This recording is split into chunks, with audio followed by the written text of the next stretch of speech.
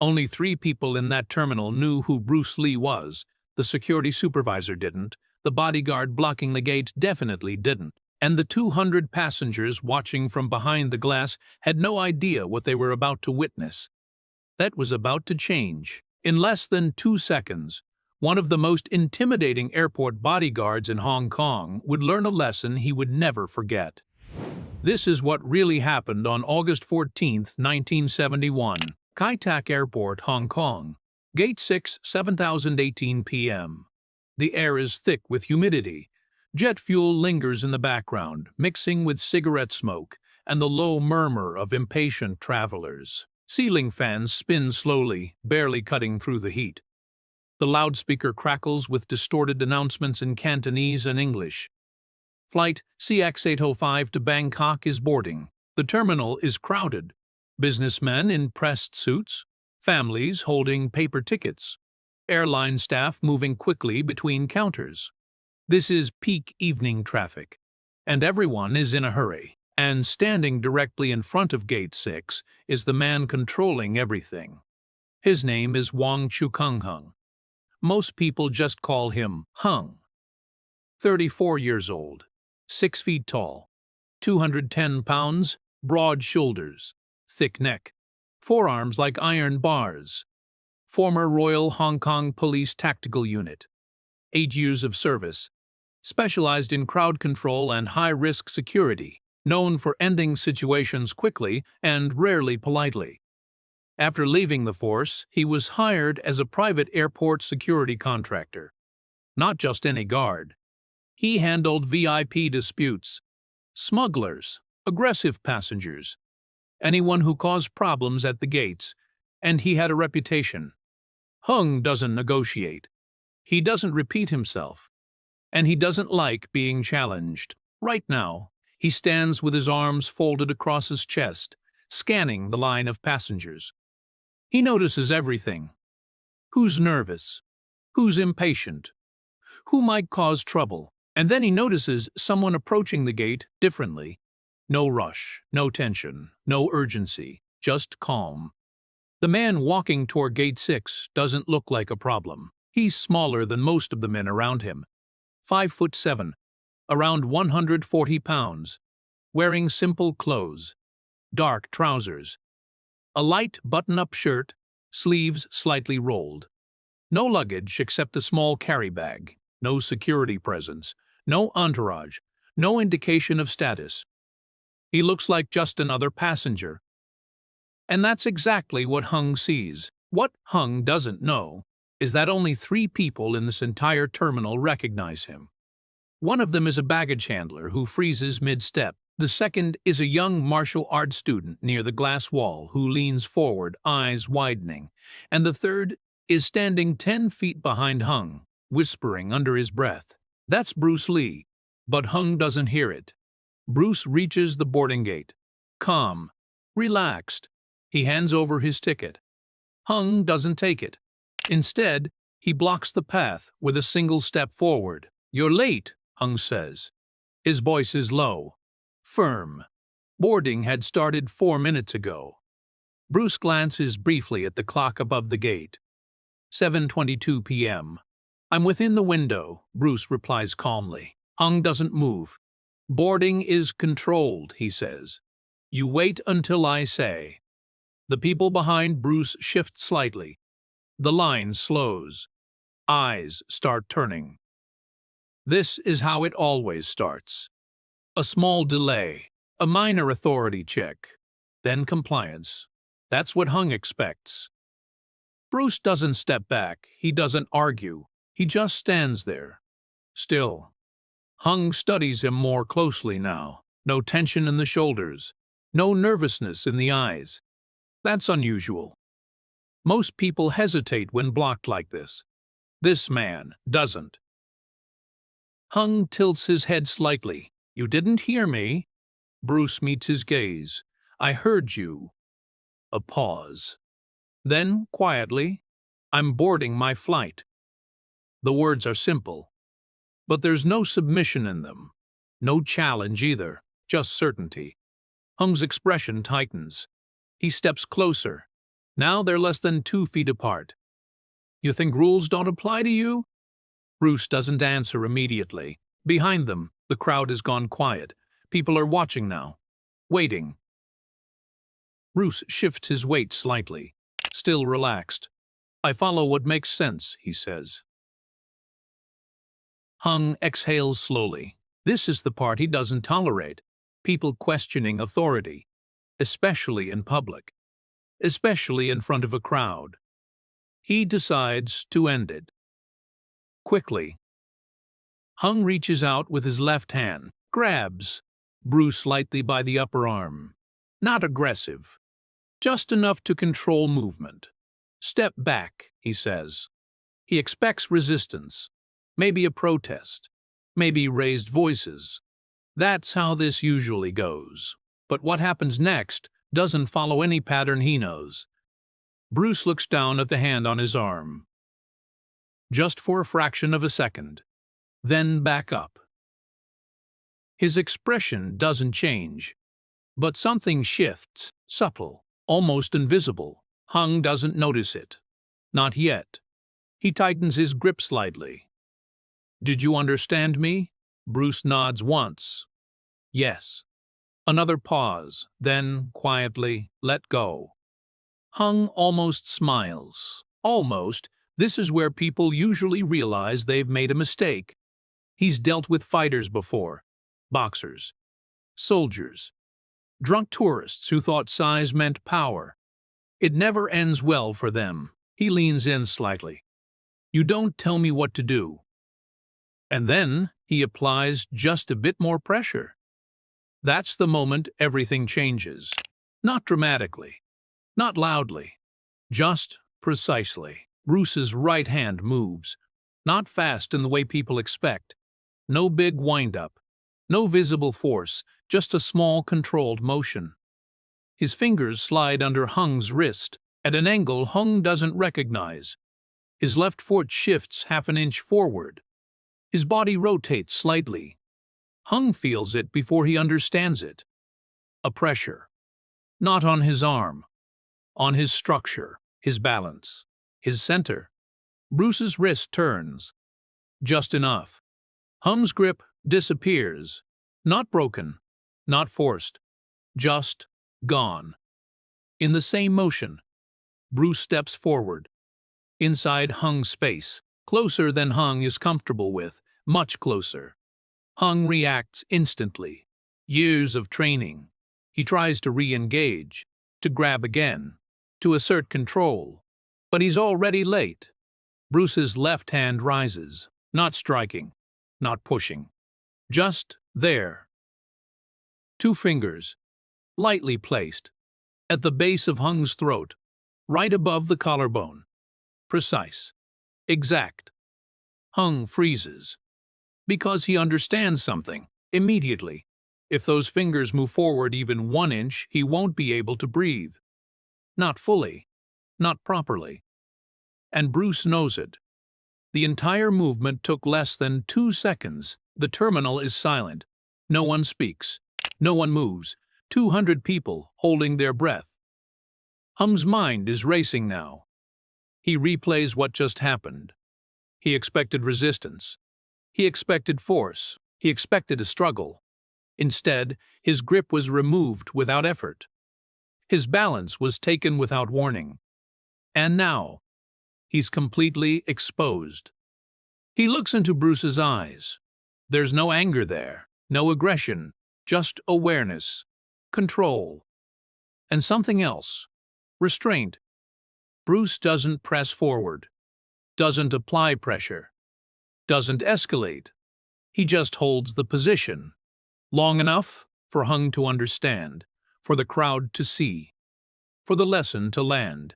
Then he withdraws his hand, steps back, just as calmly as he stepped in. The space between them returns. Hung doesn't move, not immediately. His arm feels empty, like it doesn't belong to him for a moment. He exhales slowly. The sound of the terminal comes back, distant at first, then louder. A suitcase rolls somewhere behind the crowd. Someone whispers, That was Bruce Lee. Hung hears it now. For the first time, he looks again. Really looks this time. At the man in front of him. Smaller, calm, unassuming. And suddenly, not small at all. Hung starts. Bruce doesn't let him finish. I'm boarding my flight, he says quietly. Not a threat. Not a demand. Just a statement. Hung steps aside. Immediately. No hesitation. No argument. Bruce picks up his ticket. Walks past him. No rush. No glance back. Just movement. Natural. Uninterrupted. As if nothing unusual just happened. The crowd parts instinctively, creating space, watching him pass. Some in silence, some in disbelief, some already telling the person next to them what they just saw. Hung remains at the gate, still, processing. For the first time in years, he wasn't in control. And it wasn't taken by force, it was taken by understanding. A few seconds later, one of the airline staff approaches cautiously. Sir, should we continue boarding? Hung nods slowly. Yes. His voice is different now. Quieter, more measured. Passengers begin moving again. But the energy has changed. Everyone is thinking about the same thing. What just happened? And how quickly it happened. Inside the boarding tunnel, Bruce continues walking. The young martial arts student who recognized him earlier catches up. Mr. Lee, he says, slightly out of breath. Bruce turns his head slightly. Yes, that what you did? He struggles to find the words. Bruce smiles faintly. It was nothing. The student shakes his head. No, it wasn't. Bruce stops walking. Just for a moment. Looks at him. Most people use strength to solve problems, he says. They miss what's already there. The student listens carefully. Bruce continues. If someone grabs you, they've already committed. They've already decided their movement. A pause. You don't fight it. You go where it's weak. The student nods slowly, trying to process it. Bruce gives a small nod in return, then continues toward the aircraft, and disappears from view. Back at Gate 6, Hung hasn't moved far. He's still thinking, replaying, analyzing. He lifts his hand slightly, the same hand that grabbed Bruce, flexes his fingers. They feel normal. But something is different, not physically, mentally. For years, he believed control came from strength, from size, from presence, from force. And in 2 seconds, that belief was dismantled, cleanly, precisely, without effort. One of his colleagues approaches. You okay? Hung nods. Yes. A pause. Then, quietly, I made a mistake. That's not something he says often. The colleague raises an eyebrow. What happened? Hung looks toward the boarding gate. Now empty. He wasn't who I thought. Another pause. He was better. That night after his shift ends, Hung doesn't go straight home. He stops at a small training hall in Kowloon, a place he used to visit occasionally. Martial artists train there. Different styles, different approaches. He walks in, watches for a while, then steps forward. I want to learn something new, he says. The instructor studies him. What kind? Hung thinks about the airport, about the movement, the precision, the control, something that doesn't rely on strength. The instructor nods slowly. That takes time. Hung nods back. I understand. And for the first time in years, he's not the authority in the room. He's the student. The story spreads quietly at first, among airport staff, among martial artists, then wider. Each telling slightly different, but the core always the same. A bodyguard tried to stop a man at the gate, and in 2 seconds, he learned who that man really was. Years later, Hung would tell the story himself. not as a failure, but as a turning point. The strongest man isn't the one who can overpower you, he would say. It's the one who doesn't need to. August 14th, 1971. Kai Tak Airport. 200 witnesses. 3. Who knew? 1 who learned, and 1 who taught. The day a bodyguard discovered that the most dangerous opponent is the one who doesn't look like one. The aircraft door closes at 7:31 p.m. Inside the cabin, the noise settles into a low mechanical hum. Passengers adjust in their seats. Overhead bins click shut. A flight attendant moves down the aisle, checking belts, giving brief instructions no one fully listens to. Bruce sits near the window. Row 9. Seat A. His bag rests neatly under the seat in front of him. Hands relaxed on his lap. Eyes half-focused, not on anything specific, just present. To anyone else on that plane, he's just another passenger. But 2 rows behind him, the young martial arts student can't stop replaying what he saw. The timing. The simplicity. The absence of effort. It doesn't match anything he's been taught. No stances, no tension, no visible strength. And yet, complete control. He leans forward slightly, watches Bruce for a moment, then sits back again, trying to understand something that doesn't fit inside his current framework. As the plane begins to taxi, Bruce closes his eyes, not to rest, to think. Not about the bodyguard, not about the moment, but about something deeper, a pattern he's seen again and again. People mistake appearance for ability, structure for understanding, force for effectiveness, and every time it leads them to the same place. Surprise. Back at Kai Tak Airport, Hung finishes his shift at 11:45 p.m.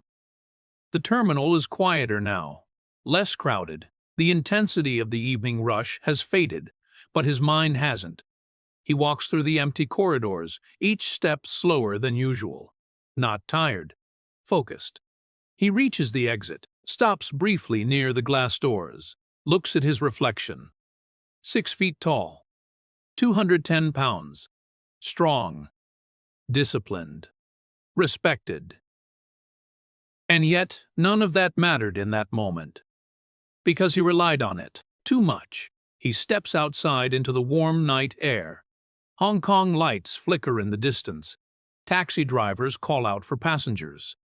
The world continues as if nothing happened, but for him, something shifted. 3 weeks later, Kowloon, 7 p.m. The training hall is louder tonight.